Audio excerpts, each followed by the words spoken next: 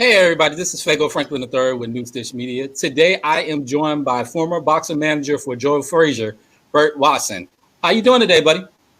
Man, I'm trying to make it, baby. How about yourself? I'm blessed, man. It's a very beautiful day in Virginia right now. Virginia, where in Virginia you at, baby? Newport News, man. Newport News. Okay. Yes, okay. sir. Born and bred. That's a little bit of ways from Philly, but you know. So before we get into your journey as being a boxer, a manager for boxers, what inspiring words can you give my viewers right now?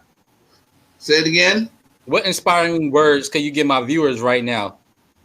Well, that life is, to be cliche, you know, to give an old cliche is that life is what you make it, but it's also how you make it, and how you go through life. You know, you got to live and learn. You got to listen to everything. Nothing anybody ever says is irrelevant, because if they say it, they want you to hear it. And you got to listen, because you never know how much you don't know until you need to know it, baby. Amen to that. Thank you for those words of encouragement. Yes, so, sir. What inspired you to become a boxing manager? Tell me a little bit about that journey. Well, I didn't really inspire to become a manager in boxing or to actually get into sports. Everything that has happened to me during the course of my life with boxing and MMA has always been a chance meeting. You know, I had a chance meeting with Joe Frazier back in the day, and that chance meeting led to a friendship with him, and that friendship developed into a real friendship where we actually hung out and stayed together and, you know, kind of shared each other's lives and family. You know, on Joe Frazier's 49th birthday, my mom cooked him a plate of fish and grits, baby, and you know exactly what that is. You know, Yes. He sat at my mother's table in her kitchen, and she made a pot of grits and fried some fish. You know, so that's how connected our families were. And she cooked the fish with the head on it. All y'all don't know what that is. But our families kind of, you know, intertwined, and we got to know each other. And so not only did we have a work relationship, but we had a personal, friendly relationship. He spoke at my father's funeral very endearingly about my father, because he knew my whole family. But that extended into our work relationship with him, working with him and working with his family and running his gym, because Joe had a gym in Philly that I ran.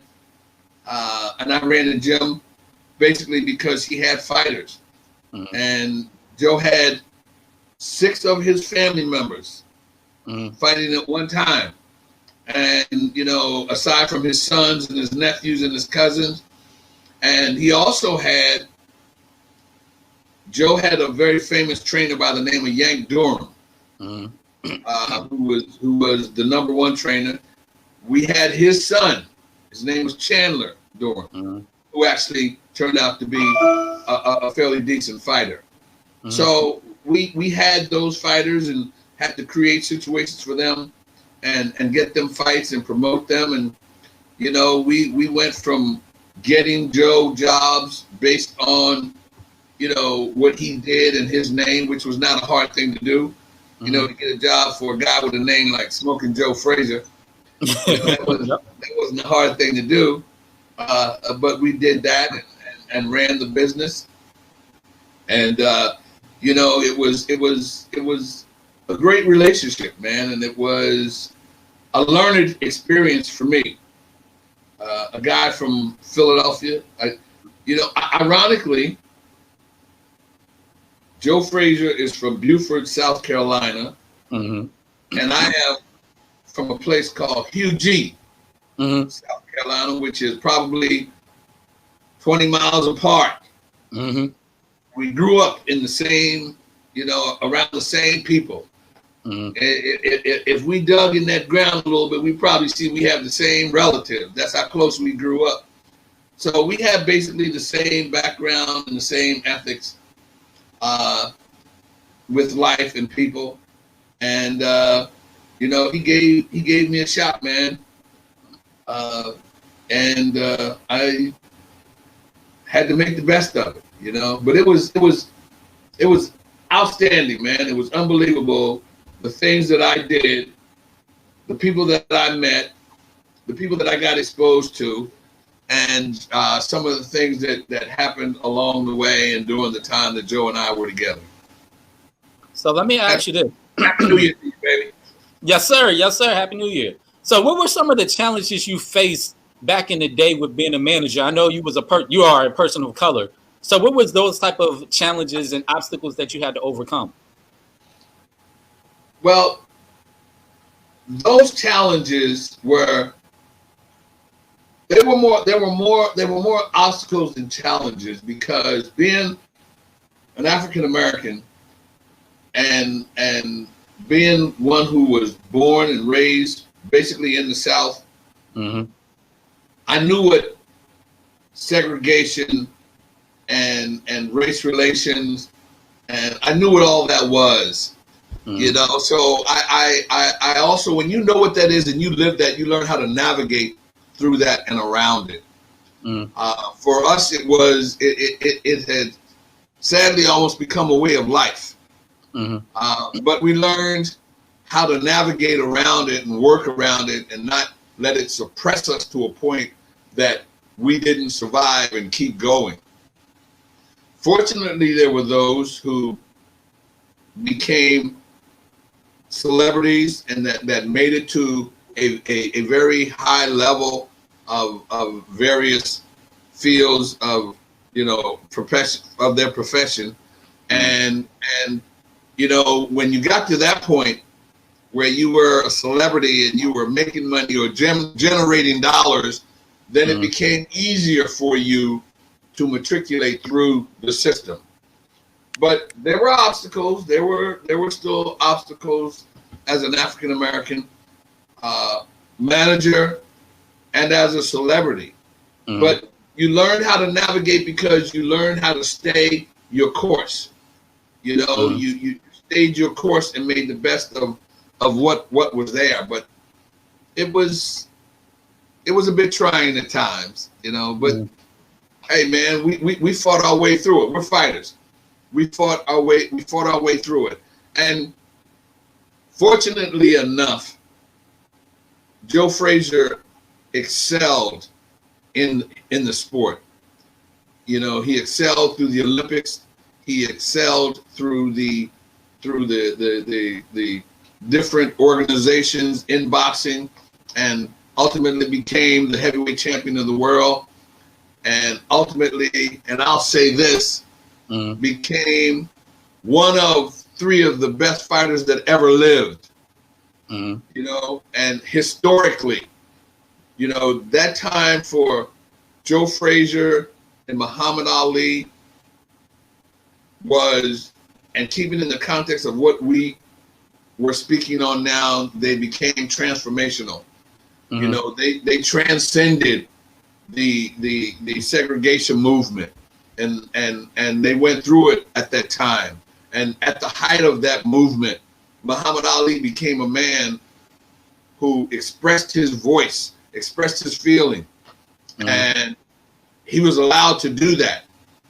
And when I say allowed, I mean that he created a platform that allowed him to do that, and it opened the gate for a lot of others to express themselves, and to be able to express themselves, and also enabled others to see that it was okay to express yourself. And there were benefits from doing that and standing up. So that period and that time between he and Joe Frazier was a revelation in the history of our sports, and social and racial injustices, and they became pinnacles of their time. Mm. What advice would you give some of these younger players, athletes, boxers about utilizing that platform on social media to talk about the social injustice that we're dealing with and facing with each and every day if you're a person of color? Well, as an athlete, I'm metaphorically say, as an athlete, it's like when you're a boxer and you see that opportunity to take that shot, and you see that opportunity to put those combinations together so that they help you win. You put those combinations together on the football field when there's an opportunity to make a tackle or to make a big play or to make a one-handed catch, or in basketball to slam dunk or make that last shot with 3 seconds in it. When you have those opportunities, you make the best of them, because you know that opportunity might not come again, and you might not get it again. And guys sit and tell guys, you know what? When it's time to win this title, let's go get this, because we don't know when we're going to get another shot or another opportunity to win this title again. And that goes through all of sports. That's all of business. That's all of life. And that's why athletes and people who have that opportunity to take that last shot or that platform to make that voice or to use that voice, take advantage of it, because you may not get that shot, last shot, opportunity, or platform again to use that voice. And I'm very proud of the way the athletes today are using those platforms to express their voices. And I'm very proud that they know that they have it and that they're doing it. And I'm also very proud. I'm going to say this without getting in trouble. I'm going to try not to get in trouble. I'm from an era where we had definite leaders on one end of the spectrum or the other, whichever end of the spectrum you were on. There was Martin Luther King, there was Malcolm X, there was, Rap Brown, Huey Newton, Stokely Carmichael. There were different leaders that were all somehow in different ways talking about social injustice and racial injustice. Today, I don't know if there's one person that people of your generation look to, but then again, collectively, all of you have that voice of leadership. All of you speak of leadership and have that voice because you have that platform.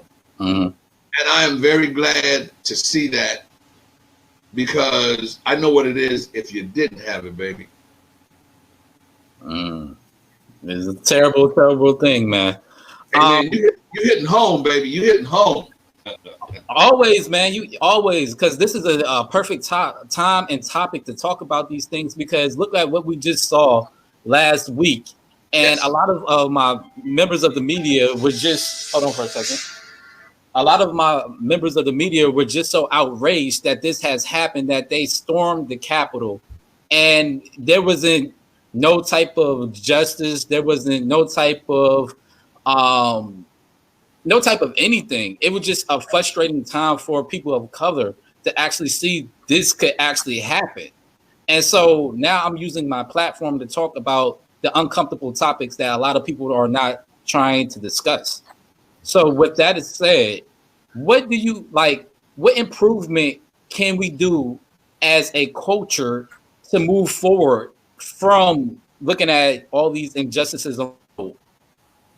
Well, all of that and everything we're seeing now didn't just happen. Okay. It may have just happened last Wednesday, and the world had an opportunity to see it. But stuff like that didn't just happen, baby. That didn't just happen overnight.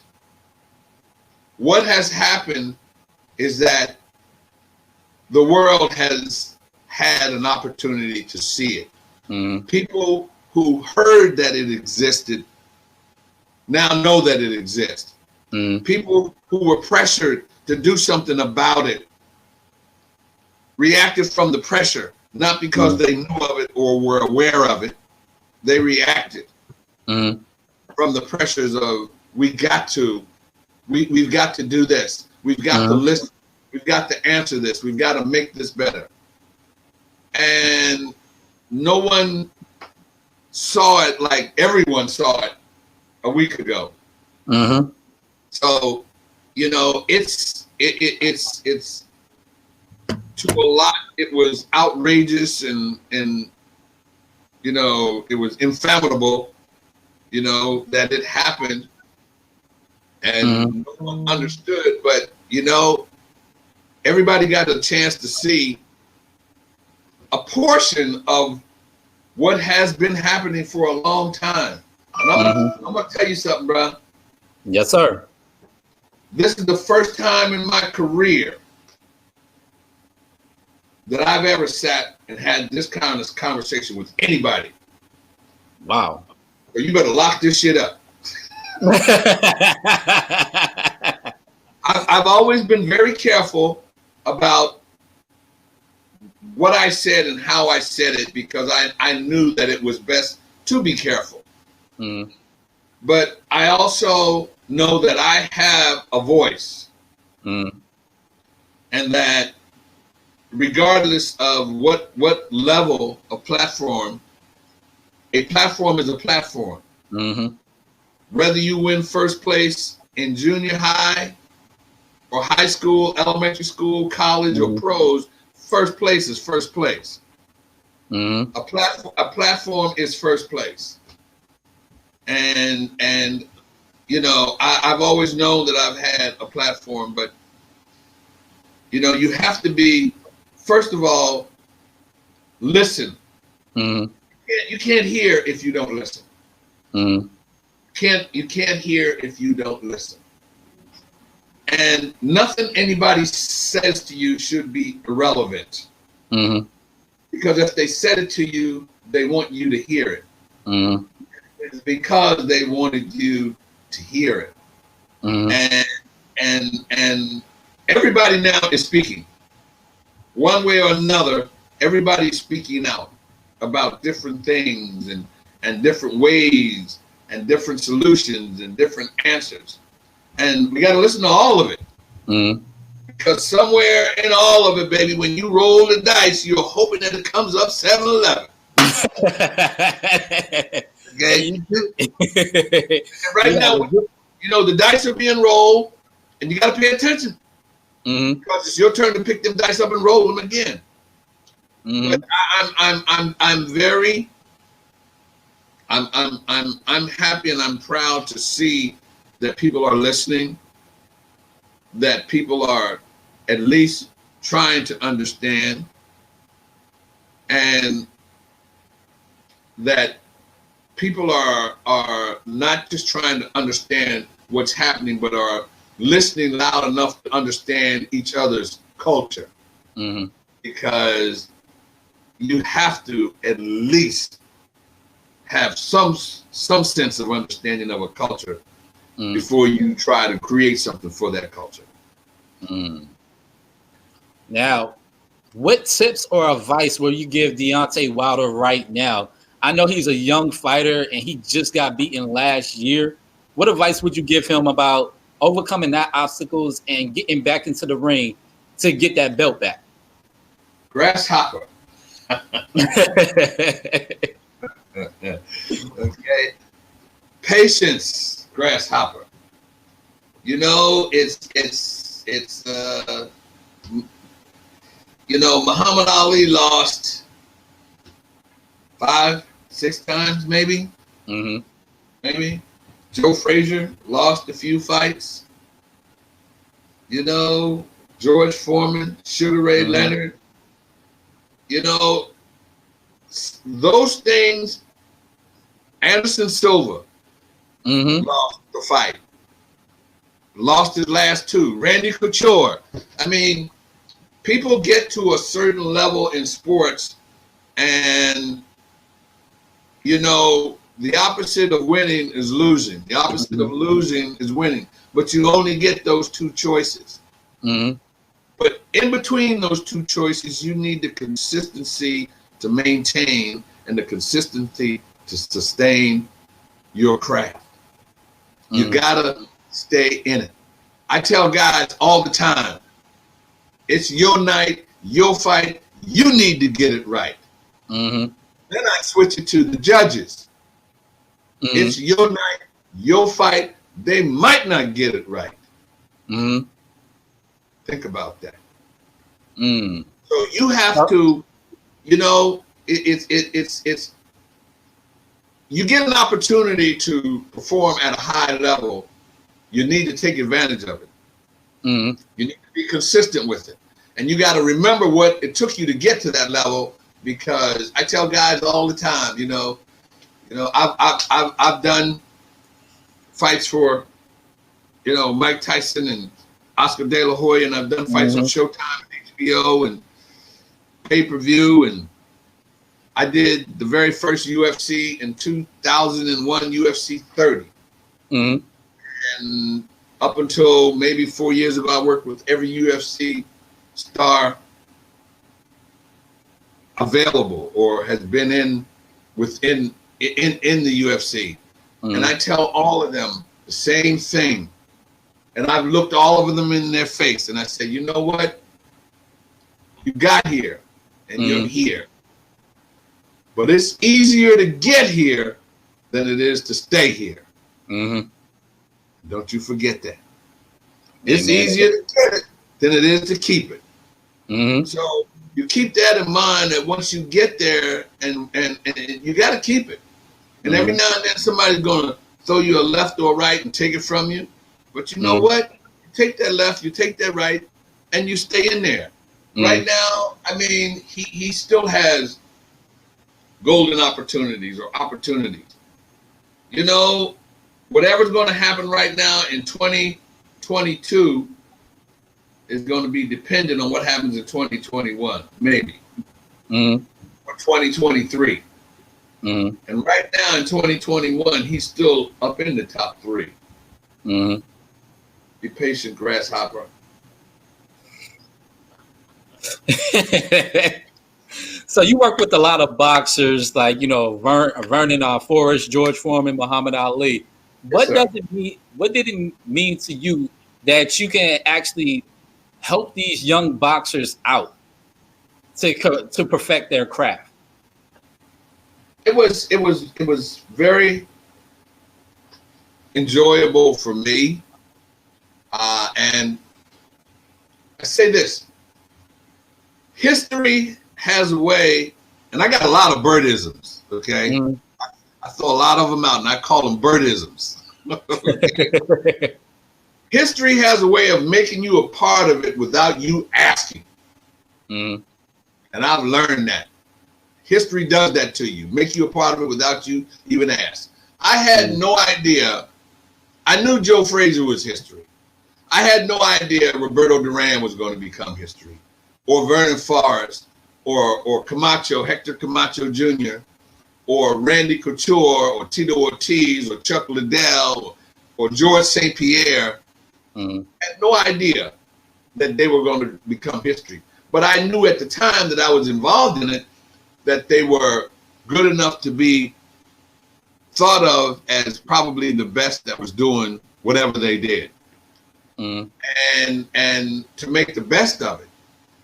But had no idea that all of those situations that I was in and all of those people that I worked with, that all of that was eventually going to become a part of history, a part of real history, you know, like the stuff behind my head over there.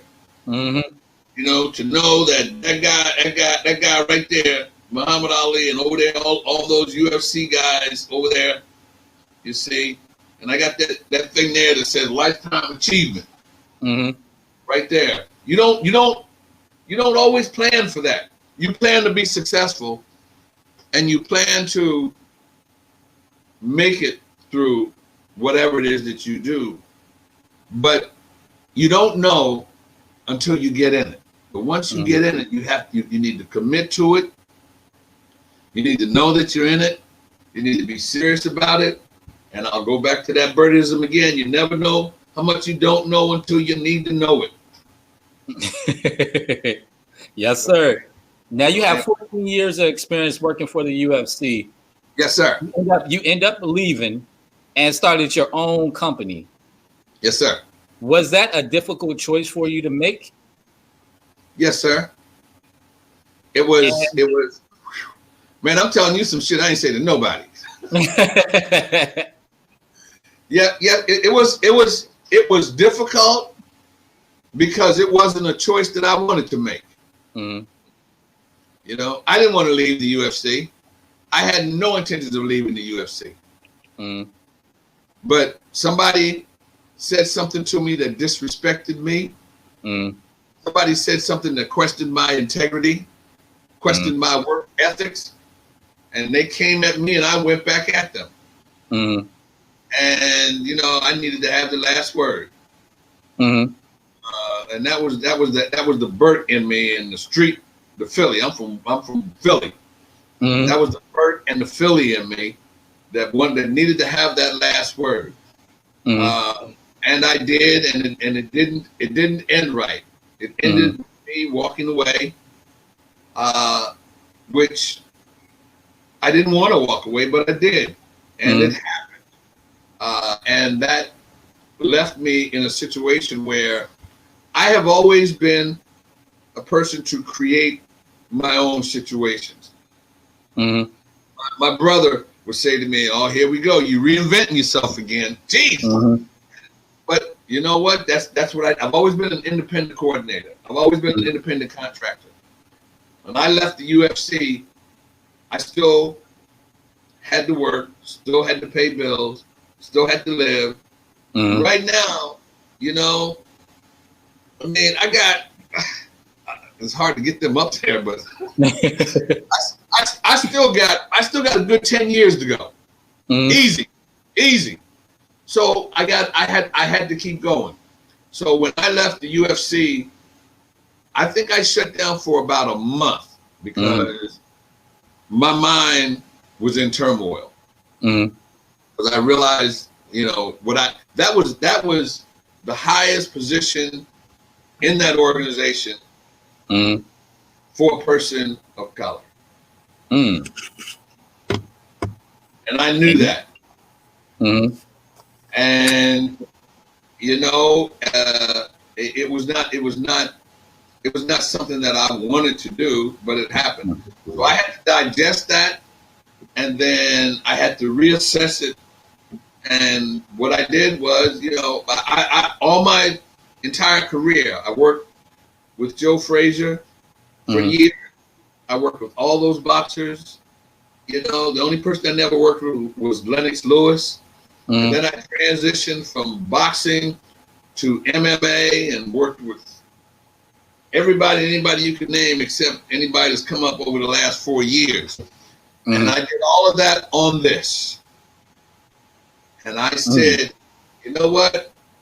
I'm going to start using this. You know, at one point, Joe Rogan gave me a title. He called me Babysitter to the Stars. and I stuck with that. And that stuck with me. And then I became Babysitter to the Stars. And everybody was calling me Babysitter to. And eventually, they started calling me Burt. And then eventually, they started calling me Burt Watson. So if I did this for everybody, I figured I could try to do it for myself. So that's what I've been doing since leaving the UFC. I created, you know, Burt Watson Promotions, Burt Watson for real. I'm on all social media. Burt Watson. I'm going down with my name, bro. You know, it's mine and it's real. You know, and I did a show. I did my first show because I've coordinated shows for everybody. You know, and I said, shit, why can't I do one for me? Mm-hmm. No, I've always promoted and coordinated a show, but put Mm-hmm. somebody else's name. Somebody else had their name on it. Mm-hmm. So I decided I'd do my own, which I did. I had my very first show at the Hard Rock Hotel and Casino that I have a pretty good relationship with in Mm-hmm. Fort Lauderdale. And I did my first show, and for the first show, it was pretty successful. Mm-hmm. And then we ran into COVID-19. Mm-hmm. And I had 3 days canceled because of it. I didn't have time to cultivate, what I was doing, or to cultivate a television contract, because that was my next move. But for the last year or so, everybody and everything's been kind of on a different track. Mm-hmm. But I keep rolling, baby. I keep rolling. So how has the pandemic altered your life as well as your business life? Well, for anyone in my business, being boxing or MMA, combat sports, or just in entertainment, it has altered it dramatically, because for the most part, if a promoter or an entity doesn't have a major television deal, then they're basically on a regional level. Mm-hmm. And the brunt of your revenue comes from people coming in, asses in the seats. Mm-hmm. If you can't do that, then you can't make money, and you can't promote an event. So from a regional level on down, very few guys, like right now the UFC, because it has a major television deal with ESPN. Top Rank in boxing has a major television deal with ESPN and DAZN, I think. Mm-hmm. And if you have one of those, because there's a lot of people under those too. Mm-hmm. The front of your revenue is venues letting people in. Right now, most of the venues are not letting people in, so it has affected the regional level and the regional boxers greatly. And for myself, aside from some of the things that I'm doing under Burt Watson Promotions, I'm still very much out there for hire for someone that wanted to do an event and needed a coordinator and needed that event put together. But on a regional level, nobody can have any events. There are no events happening. And right now, we're already into January. So that's probably not going to happen until March or April. And that's not good at all. And my last question is, what advice can you give people about actually knowing what they worth, what they bring to the table, and negotiating that type of contract of how much money that a person should pay them on what they bring to the table? You should first of all hone your skills and hone your craft and become the best that you can in what you do. And know that nothing that comes before you and nothing you do should be considered irrelevant. You become, and you hear it often, but it's so true, become the best at it. Become the best that you can be at your sport. You have to do that. You have to become very good. I am very confident at me being the OG in my sport. I'm very confident of being the OG, of coordinating stuff together, because I've worked long and hard on doing that. But you have to do that first before you start demanding or requesting that people respect your craft and pay you for your craft. You can't just. I don't know if is this television? Is this? We're gonna have kids watching this. Hey, you already cursed a little bit. Everybody watching it now, so you're good. You can't just half-ass do anything. Half-ass gives you half-ass back. And nobody wants half-ass. Okay. I don't need to say you want the whole, but that's what you have to do. And then once you've established yourself as a person that can be depended on, that can get the job done consistently and without somebody telling you how to do it and when to do it and where to do it and what step to take, and don't run through step A, B, C, D, and E, and then somebody gets F'd. You like that one? So you have to know how to do that. And once you establish and put all those things together, and that sounds like a lot, but it's not. All it is preparing yourself as best you can and becoming proficient in what you do and knowing what you do so that nobody else does it any better than you do. Then you can sit down and negotiate for your money, negotiate for your pay, and negotiate how somebody should treat you. 100%, baby. And go get that cheese. Go get that cheese. There's more than enough money out there for everybody. And everybody knows it because they see it and they hear it. But you know what? Make somebody want to pay you that cheese. Do your job well enough. And not just once. And you got to win more than one title to be called a GOAT. You got to win more than one championship to be called a dynasty. Was those shots at Kansas City? Huh? I said, was those shots at Kansas City? No. If it's one and done, the shot's the shot, baby. You gotta become consistent. And yes, honestly, it takes more than just one championship to be considered the best of all time or the best of or the GOAT. That's just the way it is. It's like Mike Tyson said, everybody has a plan until they get hit in the mouth. And what kind of champion can you be or whatever? You get hit in the mouth and you're done. But no, I actually happen to like Kansas City and I am very proud. I never paid as much attention to sports as I have over the last 3 or 4 years because I've been so enthralled. But I'm beginning to see, and I am very proud of the group of young men that are out there now and that are the faces of the NBA and the NFL and the UFC and the PFL, and the NHL and even those in baseball and MMA and boxing. I am very proud of the young men who are in the forefront of these sports today because they are all living up to and carrying on the legacy of those sports. They should know it because everybody's compared to somebody. Yep. Everybody.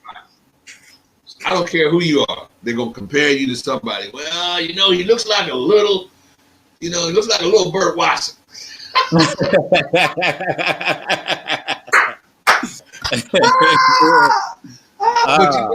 he can fake all he wants to, but he ain't got that we rolling. Okay. I heard somebody told me once that, Burt, we had some guy in the background that was yelling, we rolling. We started to pour water on his head. But you're always going to be compared to somebody for a reason. So you're not going to get that comparison. When they start comparing you to people, then you got more than one. Okay. So before I let you go, can you explain to my viewers where we can find your promotions, your company, as well as find you on social media platforms? I am I am becoming very active on social media. I'm on Twitter, Instagram, Facebook under Burt Watson for real. And I am just starting my own YouTube channel. And please, I want everybody to go to my YouTube channel and subscribe. Under Burt Watson Promotion, I put all of my interviews. When you send me a clip of this interview, this is going to be up there. I put all of my interviews up there. But everybody go to Burt Watson for real and subscribe. And lastly, I am now doing a podcast called Legends to Legends. And that's where I sit with the true legends. Legends like Randy Couture, George St. Pierre, Chael Sonnen, and BJ Penn, and Rampage, and I won't name other names. I'm not going to name a name I haven't got yet. But just legends. And it's not an interview, it's OG chatter, baby. It's where I sit and talk about career, family lives, and things we've worked together. And it's called Legends to Legends with Burt Watson. Amen. You hear it first. On MMA Junkie, baby. You heard it first from Mr. Burt. Again, thank y'all for joining me. This is Fago Franklin III. If y'all want, y'all can definitely follow me on my Instagram, which is superjournalist87. Y'all can follow me on my Facebook, which is Fago Franklin III. Y'all can actually look at my LinkedIn, which is Fago Franklin III, or you can actually Google me, which is Fago Franklin III, to actually see all the exclusive interviews that I do with your favorite media personalities, people in the media field, athletes, celebrities, or people that are doing phenomenal things in their communities. Again, thank you, Mr. Burt, for joining me. We will definitely, baby. Burt Watson, we rolling, baby. You know the drill. Your name, get it right, baby. You heard it first. All right, now definitely have a blessed, productive day, and we'll talk soon. I appreciate it, baby. Thanks for having me, man. Always. Appreciate it. Always. Yes, sir.